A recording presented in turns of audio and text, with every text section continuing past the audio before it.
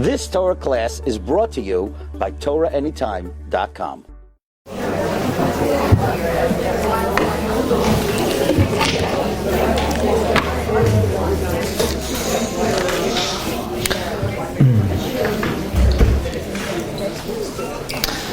Okay, good afternoon, everyone. Thank you, Mrs. Goldman, for the opportunity this afternoon.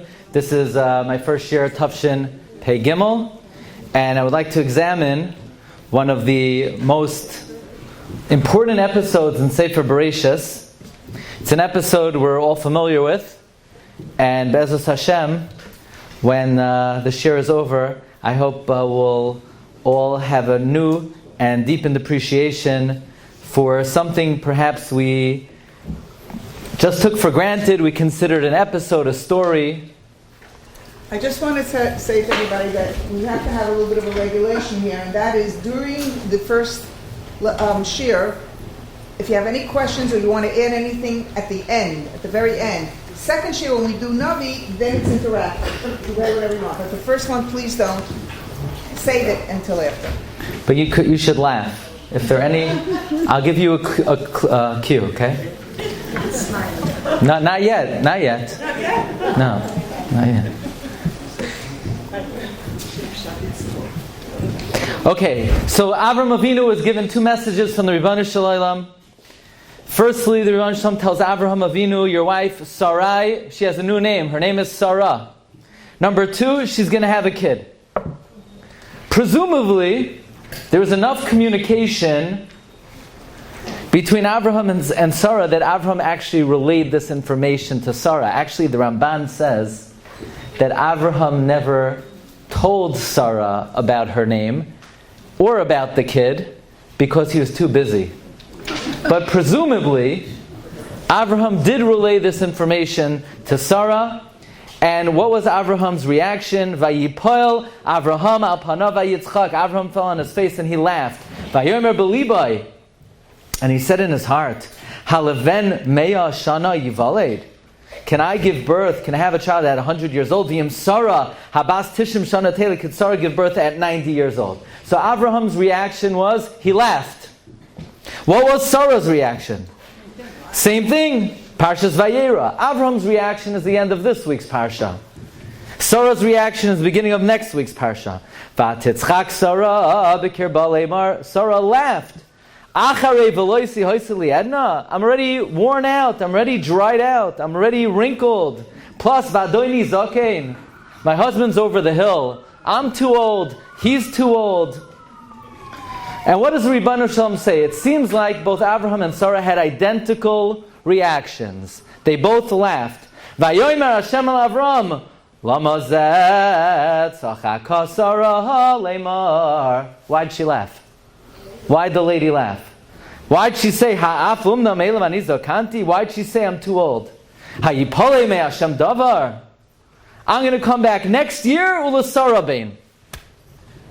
So the question that's obvious, the question that all the Rishonim ask, Rashi asked the question, is why does God remonstrate with Sarah and Avraham gets off the hook? Why is HaKadosh Baruch Hu criticizing Sarah when Avraham had the exact same reaction? Right? You ever hear that question before? That's Rashi's question. So in today's shiur, I would like to share with you 5 approaches to answer this question. One will be textual. And I heard part of this shiur many years ago from a rabbi in England, originally from, I believe, Ireland, Rabbi Isaac Bernstein. And I would like to share with you today 5 approaches to answer this question. The first one is textual. The second one is halachic. The third is pedagogical. The fourth is musar. The fifth is mystical. So here we go. We're going to start with the textual approach. Let's go to Targum Onkelos. Targum, of course, is a translation that was not invented by Onkelos. Onkelos, of course, was a ger. Onkelos received the tradition of this translation from Rabbi Eliezer and Rabbi Hoshua, dating back to Har Sinai, and because it comes from Sinai, it is considered the most important translation of the Torah. in a certain sense, even more than Rashi, because Onkelos is Misinai. So you say, how could a ger wasn't at Sinai? Onkelos did not invent it, he received it from Rabbi Elazar and Rabbi Shua. Says Targum on this week's Parsha, number 3. Unefal Avraham ala apohi, Avraham fell on his face, vachadi. Onkelos translates the word vayitzchak as vachadi. What does the word vachadi mean? Gila, rina, diitza, vechedva. Chedva is happiness. He was happy. So not that he didn't laugh incredulously, he rejoiced. How does Targum translate Sarah's laughter? Well, the Targum in next week's Parsha, v'chaycha Sarah laughed. So even though in Lashon HaKodesh we have the identical word, and we would think they should be translated the same, vayitzchak as the same as vatitzchak, says Targum, no, it means different things.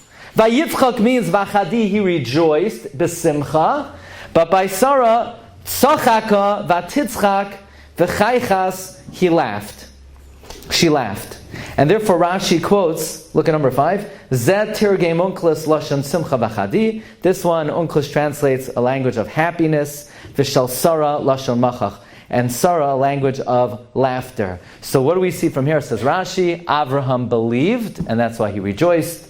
Sarah did not believe, and therefore she mocked. That's why God was makbid with Sarah and not Avraham. Avraham believed, therefore he laughed. Sarah disbelieved, therefore she mocked. So now the question is, who told Targum to translate the words differently? You know what this is reminiscent of? The Gemara says that when Elisha came to the Isha Hashunamis, so the Isha Hashunamis recognized that Elisha was a holy man. So the Gemara asks, how did she know that he was holy? Says the Gemara, because the flies did not go in the vicinity of Elisha. So Reb Chaim Shmulevitz says, that's nice. That's how we know the Isha Hashunamis knew that he was holy. But how did the flies know that he was holy?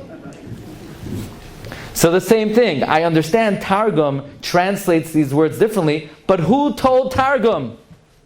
How did Targum know that Vayitzchak by Avraham means Vachadi, and Vatitzchak by Sarah means V'chaychas? Well, obviously, because why did God criticize Sarah, not Avraham? But that's not enough of an indication. So the first thing we need to know is Rashi in Perek Gimel, Pasuk Ches of Bereshis. Rashi tells us the most important line in the entire Rashi. What is the modus operandi of Rashi?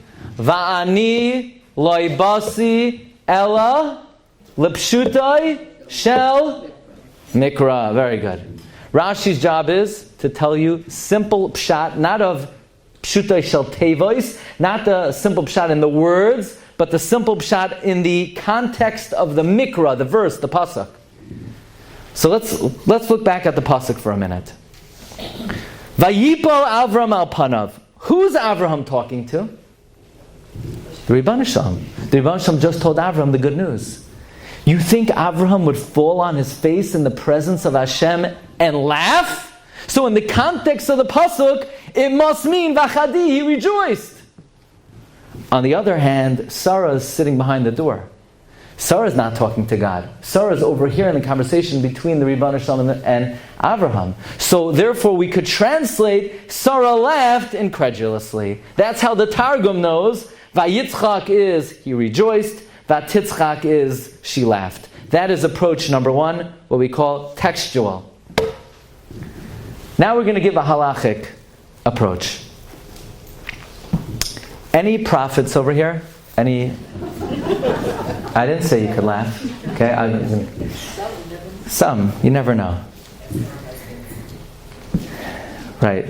I was afraid you were going to say that. So, the Rambam tells us in his commentary on the Mishnah that what if HaKadosh Baruch Hu tells a prophet something bad will happen? Does it have to happen? No? God told the prophet it's going to happen. No, you're right. It doesn't have to happen. Maybe the person will do tshuva. God told Yonah, tell Nineveh, in 40 days, Nineveh will be overturned. And it wasn't overturned. If God tells a prophet something bad is going to happen, it doesn't have to happen. Because maybe they'll do tshuva. What if God says something good will happen? Yes. What if Hashem, a Baskal, comes out and says, you're going to come home tonight, the house is going to be spotless. Someone will have cooked supper. And not only that, and the supper everything will disappear after supper. Someone's going to clean up. Let's say you get Baskal comes out with really good news. Does it have to happen? Yes. Says the Rambam, no, it doesn't have to happen. Why? Because maybe a person will do an Aveira and he won't be deserving, or she won't be deserving of the good news. However, says the Rambam, if a Navi reports in the name of God something good will happen, it has to happen. Why? Because otherwise we have no way to determine whether someone's a Navi Emes or a Navi Sheker. We have to have a certain barometer where we could check to determine if someone's a Navi Emes. How do we check? If somebody comes and says good prophecy, if it doesn't come true, we kill them, they must be a Navi Sheker. So there's a difference between if God says something good will happen, or if a Navi repeats something good will happen. Says the Meshech Chochma, now I understand. When Pinchas killed Zimri, so Hashem rewarded Pinchas that Kahuna Gedolah would come out from him. Did God tell Pinchas Kahuna would come out of him? No. God told Moshe, Lochein Emor, go tell Pinchas. Why did Hashem go to Moshe to tell Pinchas? Pinchas is Nabi. Tell Pinchas you're going to have Kohanim Gedolah. The answer is, says Meshech Chochma, if God would have told Pinchas, it didn't have to happen. Because if Hashem tells a Navi something good will happen, it doesn't have to happen. But if God tells Moshe, tell Pinchas, once Moshe tells Pinchas, you could take it to the bank, it has to happen. So says the Meshech Chochma, when Avraham heard the news, he laughed. When Sarah heard the news, she laughed. What's the difference? Because Avraham heard it from God. Just because God tells you you're going to have a kid, it doesn't mean you have to have a kid. Maybe Avraham thought, maybe I'll do an Aveira and I won't be deserving of it. And therefore Avraham laughed out of his own feeling of unworthiness. Maybe he would do something and he wouldn't warrant the fulfillment of this prophecy. But once Hashem told Avraham, and Avraham told Sarah, Sarah's not allowed to laugh. Because Sarah heard it from the prophet of God. Once Avraham tells Sarah, then it has to happen. Says the Meshech Chochma, that's the difference between Avraham and Sarah. Avraham, it's sort of counterintuitive. Avraham heard it from God, so it doesn't have to happen. Sarah heard it from the prophet, so it has to happen. That's why Avraham was not criticized. Because Avraham heard it from the Rebbe Hashem, so it doesn't have to be. Maybe he won't deserve it. But Sarah heard it from the Navi of Hashem, so it has to come true. By the way, the Meshech Chochma says that when Sarah was an Akara, so who davened? Vayetar Yitzchak LaHashem. Who remembers the next word? Now you're allowed to talk for 1 minute. Okay? Vayetar Yitzchak LaHashem. Lenoichach. By the way, it's a new fad that people say nishmas. Yeah? Where does it come from? Lenoichach. Loimar nishmas kol chai. That's the source. Reb Chaim Falaji. Vayetar Yitzchak Lashem lenoichach. So we see from here, Loimar nishmas kol chai. So Rashi says, Yitzchak daven to Hashem opposite his wife. But the Rashbam learns that Yitzchak davened to Hashem for his wife. On account of his wife. Now, why would he daven for his wife? He has to daven for himself also. Says the Rashbam, no, he doesn't have to daven for himself. Hashem already told Avraham, and Avraham told Sarah that Yitzchak will be your continuity. So Yitzchak heard from the prophet that children will come from him. So he didn't have to worry that he wouldn't have children. He already heard it from the Navi. So it has to happen. But God never said it would come through Rivka. Maybe Yitzchak would have to marry someone else. So Yitzchak davened for her but he didn't have to daven for him, because for him he was already vouchsafed, but she never received. You have a question, right? But we're not allowed to talk anymore. Okay? Yeah, you got the difference? You said Yitzchak. I don't know why. Yeah. Sarah was told through the prophet Abraham, Ki bi Yitzchak yikare l'chazara, that through Yitzchak there will be descendants. So he was already vouchsafed that children would come through him. But he did not know, and she didn't know, that children would come through her. So he had to daven for her, but he did not have to daven for himself. So that's approach number 2. Abraham heard it from God. It might not happen. Sarah heard it from the prophet of Hashem. It has to come true. Next approach, pedagogical. So you have this lady, and she has a daughter. Her daughter is married, and the daughter is perfect. The daughter knows how to raise her children. The daughter knows how to maintain a household. The daughter does everything right. But the daughter-in-law, they're laughing without permission. But the daughter-in-law, no. She doesn't know what she's doing really. And it's not her fault, it's her parents' fault. They didn't know how to raise her, so what do you expect from her? She doesn't know how to run a household, she doesn't know how to be a wife. But chas v'shalom, for the mother-in-law to give musar to the daughter-in-law, can't do that. You know what Rav Miller says. The only thing a parent-in-law can give the child-in-law is money and kavod. Okay? So what's this mother-in-law going to do? Her daughter gets everything right. The daughter-in-law is tzufleigen. But she wants to give musar to the daughter-in-law. So there's a Yiddish expression. Direit zu der Tochter, aber de meint der Schneer. The Schneer, thank you. I'm an American, but what do you want from me, you know? You talk to your daughter, but you mean your daughter-in-law. Meaning when you want to give someone musar, you find someone who you could tell it to in earshot of the person who really needs to hear it, but you can't tell it to directly. Says the Chizkuni. The Chizkuni is one of the great Rishonim. He calls his explanation from 20 different sources, but he doesn't quote. He lived in Provence. He was born in 1250. The Chizkuni asks, why did God criticize Sarah and not Abraham? Says the Chizkuni, God was criticizing Abraham. How? Why did Sarah laugh and say that I'm too old to have a kid? Now Abraham is hearing that God is saying, why did Sarah laugh? And he's thinking to himself, the truth is I'm guilty of the same thing. I better take to heart. I better up my ante. I better improve my Emuna, because Yibam Hashem is criticizing Sarah, but it really applies to me. This way Hashem could criticize Abraham without Abraham getting defensive. So again, the question was, why did God criticize Sarah, not Abraham? He was criticizing Abraham. He's speaking to the daughter, but he means the daughter-in-law. He's speaking to Abraham, but the way he does it is he refers to Sarah. By the way, Rameir Chadash would say this is one of the most important rules in chinuch. If you know your kid did something wrong, fine. It's not necessary that they think that you know they did something wrong. It's enough that you know. They don't have to know that you know. It's better that the kid doesn't know that you know. Why? Because if the kid knows that you know they did something wrong, so in their mind, their reputation in your eyes is already ruined. They don't really have motivation to improve themselves.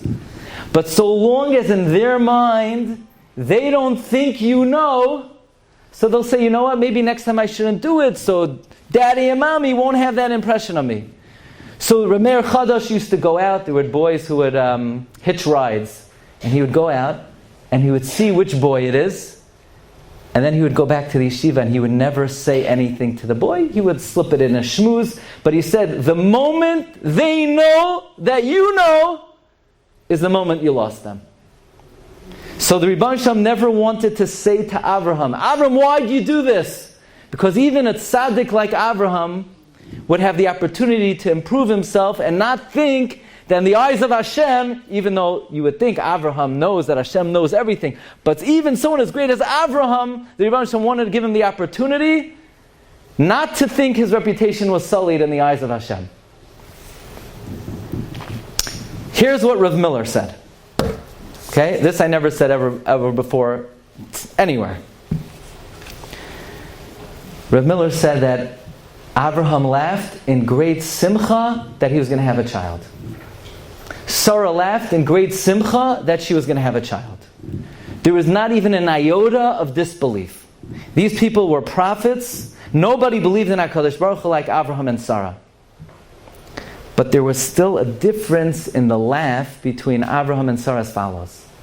When Avraham laughed, he was so besimcha that when he heard he was going to have a child, it was like a reality. It was like he was holding the baby in his hands. He so believed in the word of Hashem that it was as if it already happened and he was at the bris enjoying the simcha.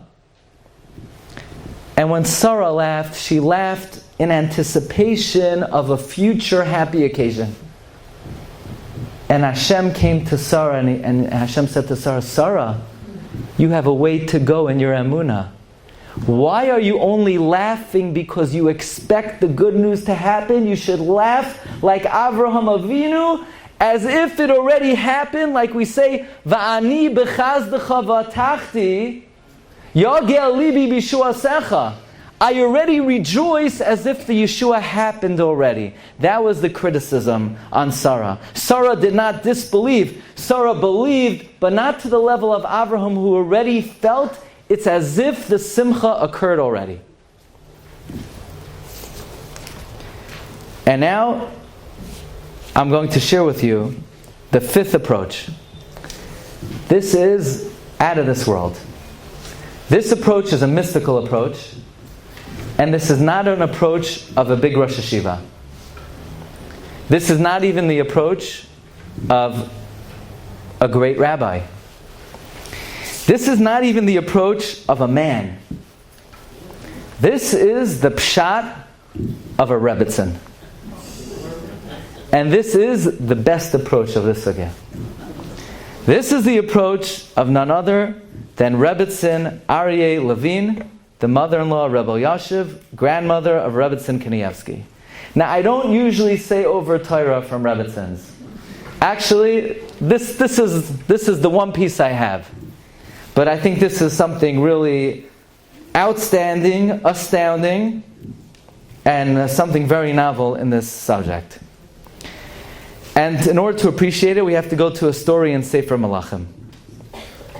So there was a woman who Elisha used to go to, and for many years she lived in Shunem, Isha Hashunamis, and she awaited children for many, many years. And actually, she finally had a child. Does anybody know who this child ultimately became? Yonah. Wow. So you don't need me. That's why she said nobody's allowed to talk, right? But maybe you don't know this part. This child was Yonah. And one day, this little boy was out with his father in the field, and the boy says, Roishi, Roishi, my head, my head! And the boy fainted, and the boy died. And the father, when he saw that the kid wasn't feeling well, he said, bring it to the mother. And the mother takes the kid, and the kid dies in the mother's lap. And the father didn't know that the kid died. And all of a sudden, the next thing, the mother and the child were going off on the donkey. And the father says, is everything okay? And what did the woman say? Shalom, gewaldik, wonderful. Everything is oisa gewenlich. Everything's wonderful. And then she's headed to the Navi, to Elisha, Shunem. And Elisha sends Gehazi. And Gehazi runs out to her. And Gehazi says, is everything all right? And she says, Shalom, everything's great. I understand, what's wrong with this lady? The reason she's going to the Navi is because her kid is dead and she needs the Navi to perform a miracle. So why is she telling the husband The kid is, everything's great, shalom. Why is she telling Gechazi, shalom? She should say, I have problems. The kid died. What are we going to do? Why would she say shalom to her husband? Why would she say shalom to Gechazi? This is the question of Rebbetzin Aryeh Levine. And in the book, A Tzaddik in Our Time, right? You read that book. We have the Torah Shebechsav of Rebbetzin Levine, and I'm going to fill in the Torah Shebal Peh. He says, there is something the good rabbi once told over in the name of his beloved wife. There is a well-known, number 12 on your sheet, there's a well-known account in the Bible of the child born miraculously to the woman of Shunem in her older years by the great spiritual influence of Elisha the prophet. When the little boy died, she set out to fetch the prophet swiftly, and he revived the child. Before he left, however, her husband asked her, why are you going to Elisha? It's not Rosh Chodesh, it's not Shabbos. She said, Shalom, it's all okay. Why didn't she say the truth? And the answer is, the moment she says the kid is dead, then he's dead, and there's nothing you could do to bring him back.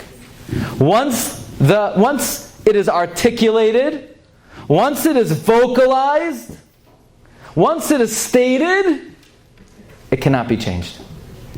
So if she says the kid is dead, then he's dead. You know, there's a halacha. If somebody is a chayla, you don't put them on the list for 3 days, because once they're on the list, then that's the reality.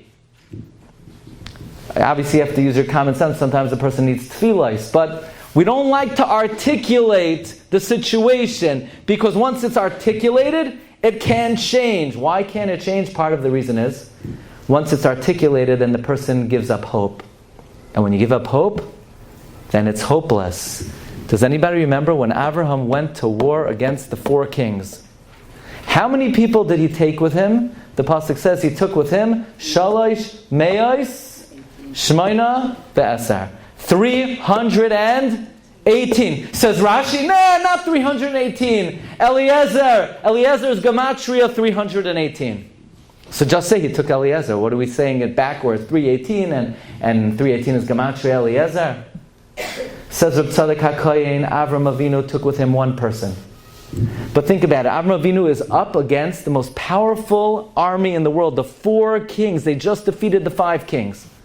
This is the classic situation of the impossible. A regular Basar V'Dam, if they were faced with such a situation, they would throw in the towel.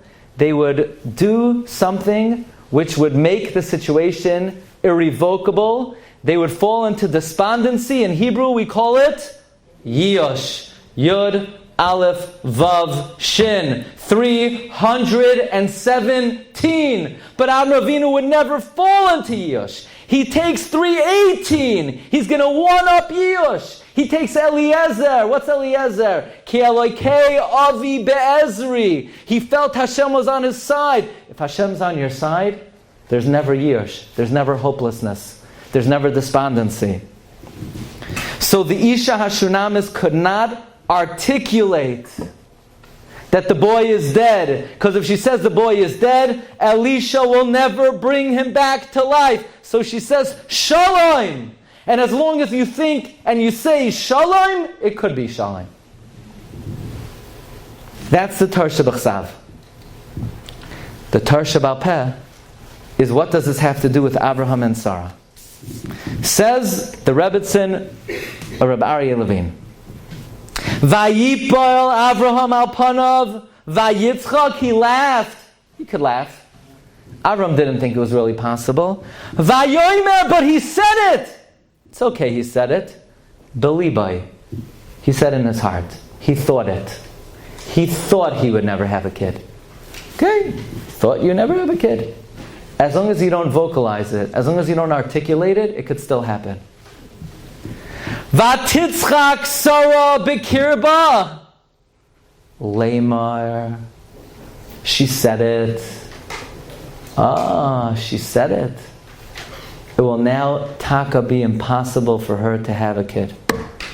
So the Almighty comes to Avram, he says, Lama zeh tzachaka Sarah Lamer! Why'd the lady say it?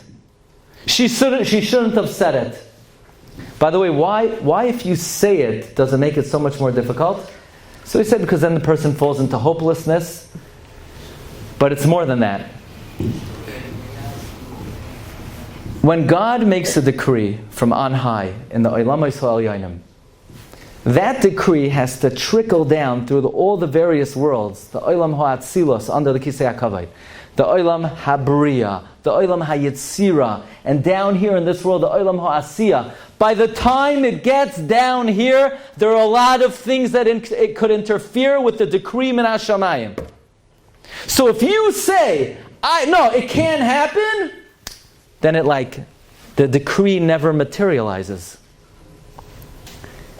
What do we do, Leil Rosh Hashanah? We take an apple, we dip it in honey, and we don't make a bracha loud and clear. Right? Because you're not supposed to make the bracha on the apple, you make the bracha on the Shivas Haminim. I know the song. I also went to kindergarten, make a bracha loud and clear. Don't follow that. That's against the halacha. You have to make the bracha on the Rimain, or the Te'ena, or the Tamar. I don't care what they told you in Pre-1A. It's you make the bracha on the Shivas Haminim. So I don't understand. I'm eating an apple. I'm saying, Almighty,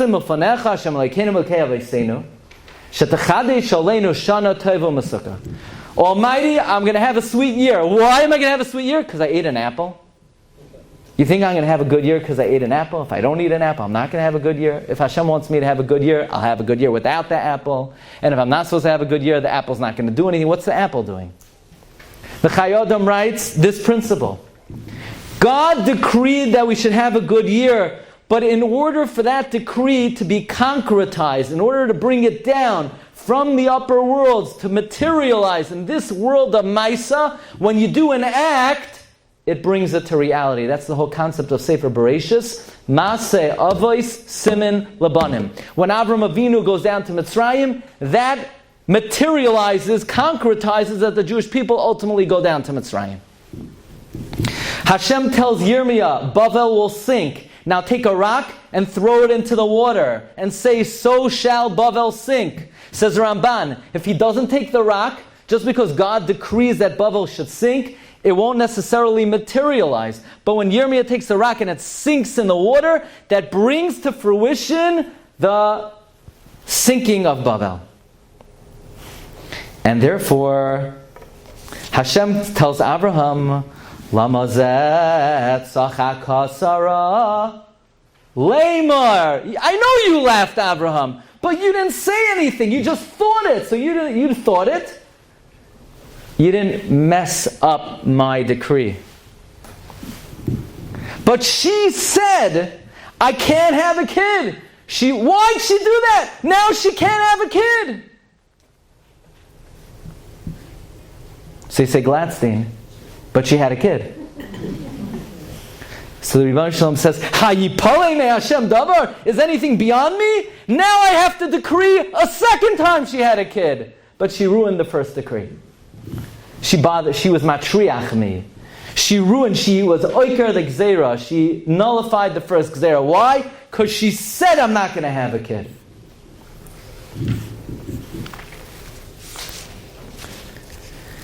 So that's the fifth approach. The difference between Abraham and Sarah is Abraham thought it, Sarah said it. Never express something that you still hope could change. You could think it, but don't say it. This was the approach of Rebbetzin Aryeh Levine. But now let's come full circle. Ultimately, many years later, a year later, they have a kid. And many years later, Hashem comes to Abraham again. V'ha'elokim nisa es Abraham. And Abraham takes the kid, and he brings him up to the Akedah, and he puts the knife on his neck. And Sarah gets a report. Did you hear what your husband did? That he shechted, and Sarah didn't hear the end of the story. Parcha nishmasa. Think about it. Sarah suffered the worst fate of anyone in the whole Tanakh. She died thinking her husband killed her son. And he didn't. He didn't. God told him, don't do it. Could you think of a more bitter pill to swallow? Could you think of a more bitter pill to swallow than to die thinking your son was murdered by your husband and to bet it never happened? Why did Sarah suffer so much? What did she do? What did Sarah do that she had to swallow such a bitter pill? There is a prophetic comment of the Chassam Sofer in the beginning of Parshas Chayesar, the last Maramakam on your sheet.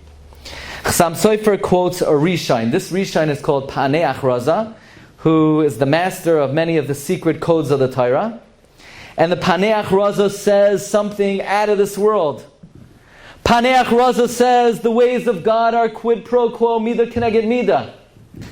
Sarah died mida keneged mida. Because when she heard the word of the prophet, the true word of the Navi of Hashem, that she was going to have a kid, she laughed and she didn't believe. She was Einoi Mamin.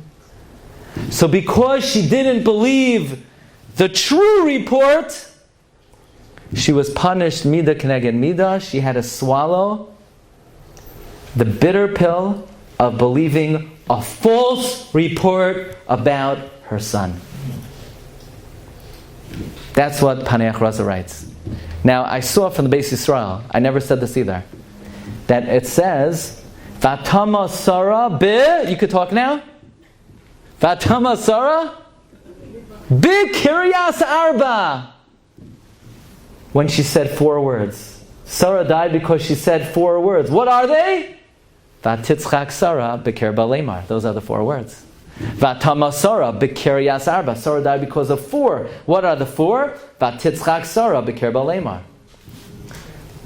So this comment itself is really mind-boggling. Because Sarah did not believe the true report of the Navi, she was forced to swallow the bitter pill. She had to believe a false report about her son. Now comes the Chassam Sofer. I want you to see these words inside. Look at number 14. V'davar gadol diber hanavi. The prophet speaks great words.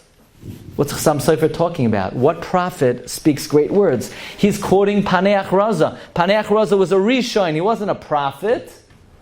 How are these prophetic words? What does Chassam Sofer mean that the prophet speaks great words? And the students of the Chassam Sofer explain like this. The Chassam Sofer flourished in the times where the Reform movement was starting. And the Chassam Sofer is noting a very frightening observation, where you could have deviant movements in the Jewish people. That's religion. That's a Shabbos. That's a Shabbos. Global warming is a religion? That's your connection to God? Saving the planet? That's Judaism? How can somebody be so foolish as to think that this is God's plan for humanity? How could someone not accept authentic Torah Judaism and have such a movement which is so empty and so shallow? Why do they believe in that? And the answer is, says Chassam Sofer, from here we learn a very frightening and powerful phenomenon. That the verdict of life is that when you don't believe the emes, the repercussion is you have to swallow the most bitter pill of all. And you're going to swallow and believe every foolishness and every sheker in the world. And that is the phenomenon that we see with our own eyes today in our society. The belief system, the values, the morals that society does not have. The notion of identity, and I'll leave it at that people believe in. The perspective on life that people have Emuna in. How can they believe in such a thing? in such emptiness, in such shallowness? And the answer is because when you don't believe the truth, you are fed the bitter pill that you believe every falsehood in the world. And that's what we learn from Sarah. The great tzaddikas. In a sense, she was greater than Abraham. And she had more Emuna in a certain sense. Chazal say that Abraham was tafel to Sarah. But in one little detail, it was too difficult for her, on her great level, to accept that she was going to have a child. And therefore, Mida Keneged Mida, her fate was, she believed something that was outright sheker. And it's a phenomenon that is blatant today, and through the story of the Akedah, I think this is very much highlighted. So here we have 5 approaches to why HaKadosh Baruch Hu criticizes Abraham and not Sarah. Number 1, textual. Abraham laughed in happiness, Sarah laughed in disbelief. Number 2, halachic. Abraham heard it from God, it doesn't have to happen. Sarah heard it from the Navi, it has to happen. Number 3, pedagogical. God was reprimanding Sarah, but Hashem told the daughter, but he meant the daughter-in-law. Number 4, Rav Miller, Abraham laughed as if it already happened. Be'emuna shalema. Sarah laughed because only she believed it would happen, but she didn't have the higher level of Emuna. And the Rebbitzin of Rabbi Aryeh Levine says, Abraham thought it, Sarah said it. In any event, her fate was she believed in the story of the Akedah, and that is a very powerful lesson for us in our times. Vatamas Sarah bekiryas arba. The arba is vatitzchak Sarah bekirba lemar. And this is just a mashal to every episode in Bereshis. Once, the most important attitude we have to have when it comes to learning Chumash is we haven't even begun to start, to begin, to even come, to make a scratch and a dent on the lowest level of understanding of any detail. B'Torahseno HaKadosha. Have a wonderful day. Thank you very much. Sorry, you have a question? Yeah. What? You've just experienced another Torah class brought to you by TorahAnytime.com.